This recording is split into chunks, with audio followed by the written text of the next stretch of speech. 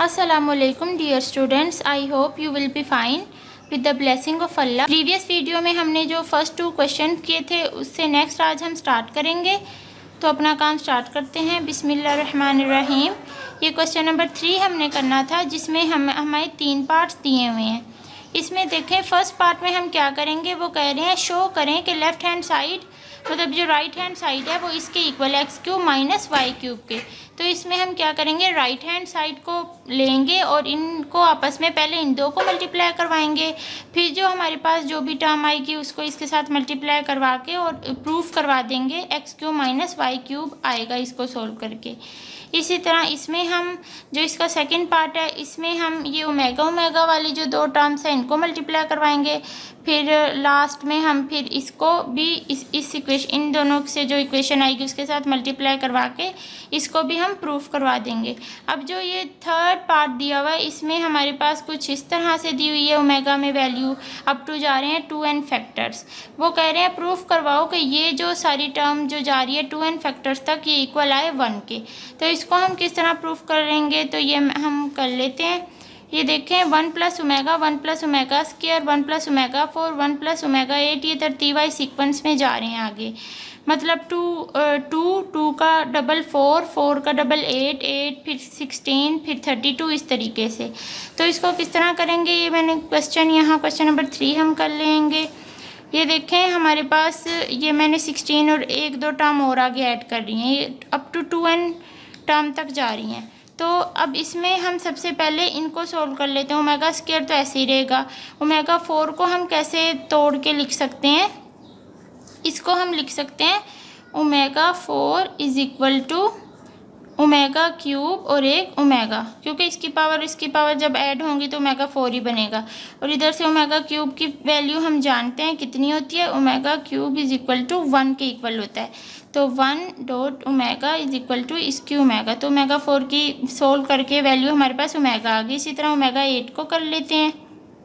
इसको ओमेगा हम करेंगे 6 में और ओमेगा स्क्वायर में।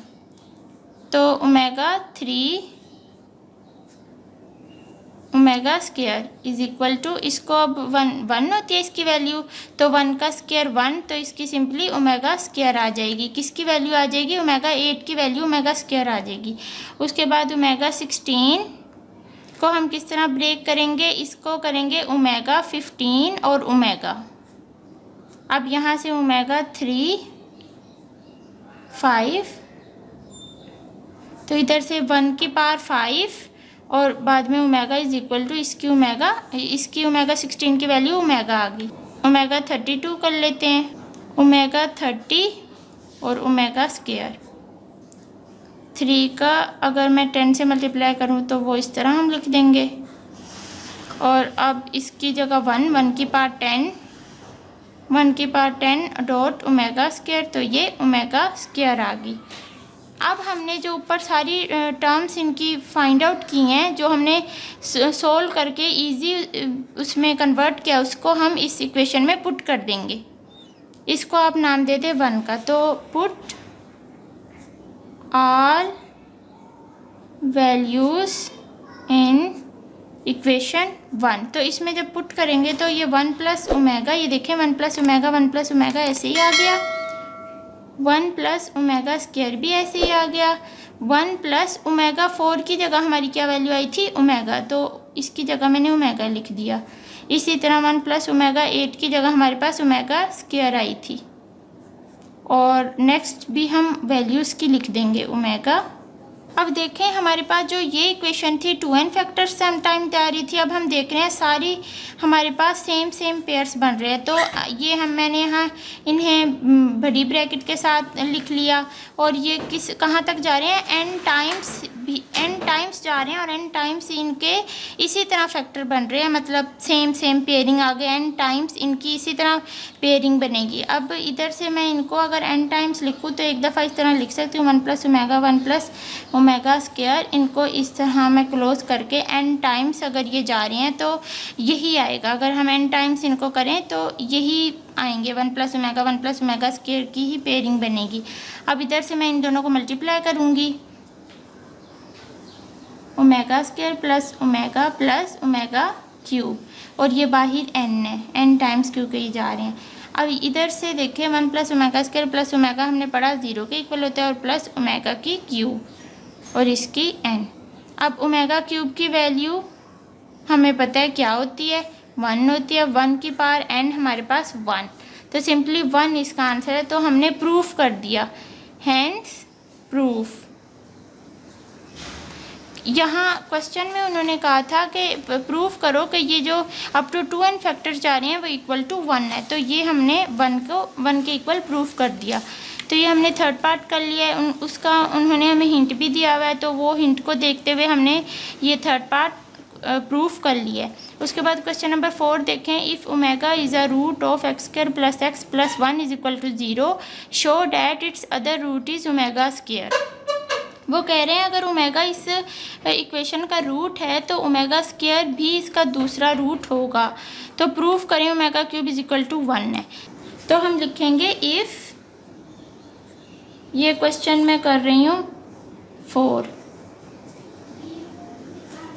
if omega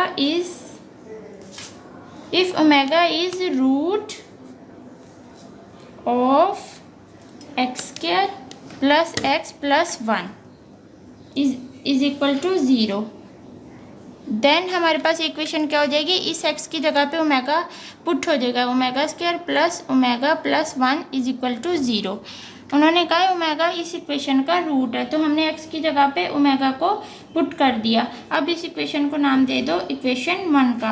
अब उन्होंने कहा है हमें, यहाँ उन्होंने कहा है कि ओमेगा स्क्वायर भी इसका रूट है, ओमेगा स्क्वायर इसका अदर दूसरा रूट है।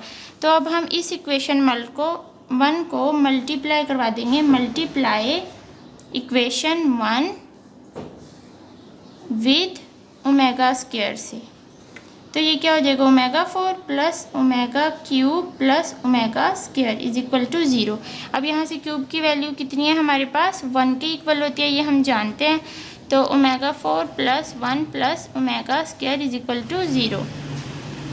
अब यहाँ से हम इसको इस तरह अरेंज करके लिख देंगे, ओमेगा स्क्वायर का इस 4 को मैं इस तरह लिख सकती हूँ, स्क्वायर का स्क्वायर मल्टीप्लाई होकर 4 ही बनेगा, plus omega square plus 1 is equal to 0। अब देखें इस ये इक्वेशन 2 जो है वो सेम इस इक्वेशन जैसी नहीं बनी, ये ओमेगा स्क्वायर x हो गया, ओमेगा स्क्वायर जो है वो x हो गया, यहाँ भी x, और ये x स्क्वायर प्लस x, तो ये सेम। तो हम इसको कहेंगे कि omega square, so hence omega square is also a root of this equation. उसके बाद क्वेश्चन नंबर 5 है, prove that complex cube root of -1 are ये 1 प्लस के root 3 iota divide 2 and 1 minus के root 3 iota divide 2, and hence prove करें कि ये और ये इनकी जो पावर 9 है वो इक्वल किसके हो, -2 को। अब यहाँ से देखें जो क्वेश्चन नंबर 5 है उसे हम किस तरह से करेंगे, इस इक्वेशन इस टर्म को मैं इस तरह लिख सकती हूँ, ये इसकी होल पावर 9 है, तो इसको मैंने इस तरह तोड़ के लिख लिया 3 × 3, क्योंकि 3 3 × 9 ही होता है, तो इस तरह मैंने तोड़ के लिख लिया। अब मैं पहले इसको सोल्व करूँगी, 1 प्लस के रूट -3 ओवर इसको ऊपर नीचे दोनों पे क्यूब लूँगी, मतलब ये हो जाएगा इस तरह से 1 प्लस के रूट -3 ऊपर अलहदा क्यूब और नीचे इसका 2 की क्यूब। तो इस तरह इसका पहले सोल्यूशन निकालूंगी, फिर इसको हम सोल्व करेंगे, और सोल्व करके हमारे पास जो इनको करेंगे ऐड, इसको सोल्व करके जो आंसर आएगा, इसको सोल्व करके जो आंसर आएगा, उन दोनों को बाद में नीचे ऐड करेंगे, तो हमारे पास जो प्रूफ ये जो सोल्व होकर वो -2 आ जाएगा। ठीक है। उसके बाद ये क्वेश्चन नंबर 6 है, if omega is a cube root of unity form an equation whose roots are 2 omega and 2 omega square. वो कह रहा है ओमेगा जो है क्यूब रूट ऑफ यूनिटी है, और omega 3 cube root of unity की हमने ये जो प्रॉपर्टीज़ पढ़ी उसमें क्या था कि जो अगर हम सम करें तो वो 0 के इक्वल होता है, और अगर मैं प्रोडक्ट करूं तो वो हमारे पास 1 के इक्वल होता है, 3 क्यूब रूट ऑफ यूनिटी। तो इसमें भी यही कहा हुआ है उन्होंने, वो कह रहे हैं कि ये दो हमारे पास रूट्स हैं 2 ओमेगा और 2 ओमेगा स्क्वायर, और जो ओमेगा है वो क्यूब रूट ऑफ यूनिटी है। तो तो ये क्वेश्चन नंबर 6 है। If omega is a cube root of unity form an equation whose roots are 2 omega and 2 omega square. तो क्यूब रूट ऑफ यूनिटी की हमने प्रॉपर्टी पढ़ी। इसकी दो प्रॉपर्टीज़ हैं। एक सम जब हम 3 क्यूब रूट ऑफ यूनिटी को करें तो वो 0 आता है और प्रोडक्ट करें तो वो 1 आता है। तो इसी तरह जब उन्होंने हमें 2 रूट्स दिए हुए हैं तो बस सिंपली हमने इनको सम करना है और प्रोडक्ट करना है। कैसे, ये देखिए क्वेश्चन नंबर 6। सबसे पहले हम इसको सम करेंगे। The sum of roots of the required equation, जो हमें 2 ओमेगा और ओमेगा स्क्वायर दिया हुआ है उनको आपस में सम करना है और उसको 2 इनमें से कॉमन आ गया, ओमेगा प्लस ओमेगा स्क्वायर बचा और इज इक्वल टू 2। और इसकी वैल्यू हमें पता है -1 होती है क्योंकि 1 plus omega square is equal to 0 होता है। तो जब इसको 1 को दूसरी साइड पे लेके जाएंगे तो -1 आ जाएगा। तो इसकी आंसर -2 आ गया। फिर प्रोडक्ट ऑफ रूट्स करेंगे, इन दोनों को मल्टीप्लाई, 2 2 ज़ा 4 ओमेगा क्यूब। तो क्यूब की वैल्यू तो हमें पता है 1 होती है, तो ये 4 आ गया। और रिक्वायर्ड इक्वेशन क्या होगी, x² minus SX plus P। S का मतलब है सम और P का मतलब है प्रोडक्ट। तो सिंपली अब हमने जो वैल्यू सम और प्रोडक्ट की निकाली है वो इसमें पुट कर देंगे इस इक्वेशन में, तो ये इसका आंसर हो जाएगा। उसके बाद जो क्वेश्चन नंबर 7 है, फाइंड फोर्थ रूट ऑफ 16, 81, 625। जिस तरह हमने क्वेश्चन 1 का 3 क्यूब रूट ऑफ यूनिटी निकाला था, इसी तरह क्वेश्चन नंबर 7 के हमने 4 फोर्थ रूट निकालने हैं। ये इधर देखें, 4 फोर्थ रूट ऑफ यूनिटी, इसमें भी हमने उसी तरह let x be the fourth root of unity, x is equal to इस तरह, और ये सारा आगे सिंपली सोल्व करना है। क्या है, let x be the fourth root,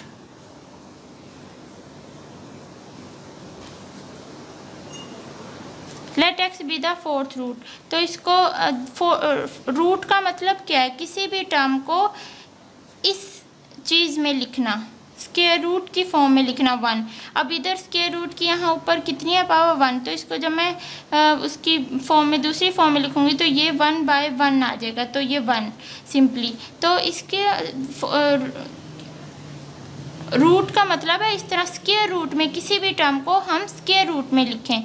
तो अब हमारे पास यहाँ 16 है, तो इसको अब मैं किस तरह लिखूँगी, x इज इक्वल टू 16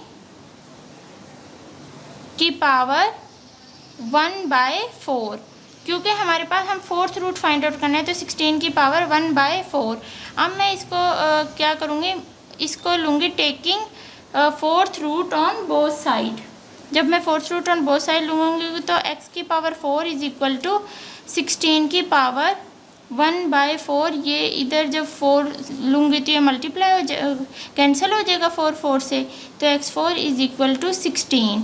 अब मैं इसको दूसरी साइड पे ले आऊँगी, -16 इज इक्वल टू 0। अब मैं इसकी वो फैक्टराइजेशन कर लूँगी। इसको मैं इस तरह लिख सकती हूँ, x² - 4 और x² + 4 इज इक्वल टू 0। इधर से x -² - 4 भी 0 के इक्वल और x² + 4 भी इक्वल टू 0।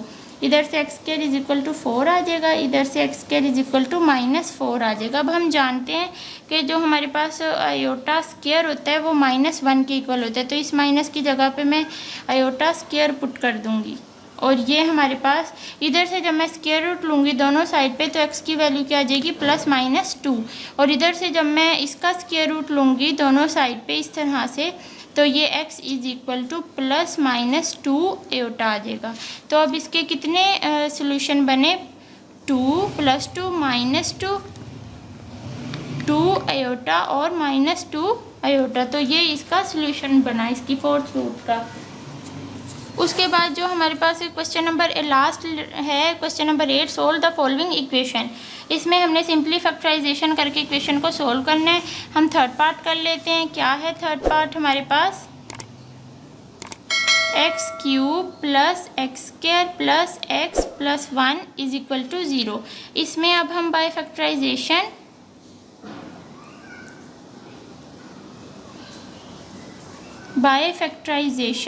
इसको मैं किस तरह लिखूँगी, इसमें से हमारे पास क्या चीज़ कॉमन आ रही है, x²।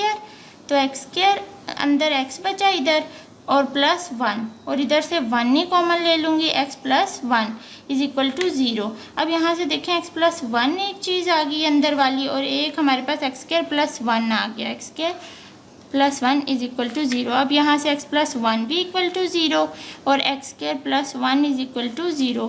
अब यहाँ से x की वैल्यू आ गई हमारे पास -1 और इधर से क्या आएगी, x square is equal to -1। अब यहाँ से मैंने आपको बताया -1 की वैल्यू हमारे पास यहाँ किसके इक्वल होती है, एयोटा स्क्वायर के इक्वल होती है। तो इसकी जगह मैं एयोटा स्क्वायर लिख सकती हूँ, ये मैंने एयोटा स्क्वायर लिख दिया। अब इसको आगे नेक्स्ट किस तरह सोल्व करेंगे, अब मैं इसका स्क्वायर रूट ले लूँगी दोनों साइड पे, तो ये स्क्वायर इससे कैंसिल हो जाएगा, तो x इज इक्वल टू हमारे पास क्या आ जाएगा, प्लस माइनस एयोटा। तो जो थर्ड पार्ट है इसका जो हमारे पास सोल्यूशन सेट क्या बनेगा, वो बनेगा -1 प्लस एयोटा और माइनस एयोटा। तो ये एक्सरसाइज हमारी है, इसके बाकी पार्ट्स भी इसी तरह से होंगे। तो ये एक्सरसाइज अल्हम्दुलिल्लाह हमने कंप्लीट कर लिए हैं। इसके भी हमने बाकी पार्ट्स के भी इसी तरह फैक्टराइजेशन करके कॉमन लेके सब कुछ और वो सोल्व हो जाएगा। और अपना बहुत सा ख्याल रखिए, दुआओं में याद रखिए। अल्लाह हाफिज़।